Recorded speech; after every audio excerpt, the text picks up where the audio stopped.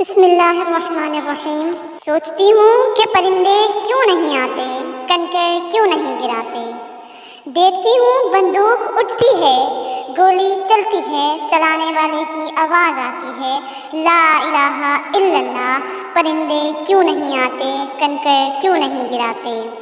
گولی جسم کے آر پار ہوتی ہے تو مرنے والے کے منہ سے صدا آتی ہے، لا الہ الا اللہ۔ صدر علی وقار، جب قاتل بھی مسلمان، مقتول بھی مسلمان، قاتل کا بھی وہی نعرہ جو مقتول کا نعرہ، قاتل کا بھی وہی رب جو مقتول کا رب، قاتل کا بھی وہی کعبہ جو مقتول کا کعبہ۔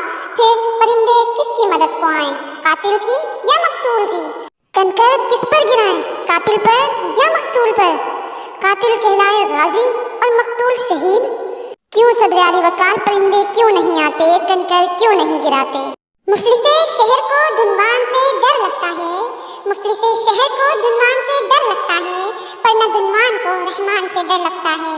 اب کہاں وہ اثار و اخوت مدینے جیسی، اب کہاں وہ اثار و اخوت مدینے جیسی، اب تو مسلم کو مسلمان سے ڈر لگتا ہے۔ صدر علی وقار، سرزمین عرب جہاں میرے محبوب صلی اللہ علیہ وآلہ وسلم جو کہ بت گرانے آئے تھے، خانہ کعبہ میں 360 بت تھے، میرے نبی نے ان کو گرایا۔ آج اس سرزمین عرب پر مندر بن رہے ہیں، میوزیکل کنسرٹ ہو رہے ہیں، سینما گھر کھل رہے ہیں، پھر بھی پرندے نہیں آ رہے، کنکر نہیں گرا رہے۔ کیوں؟ آخر کیوں؟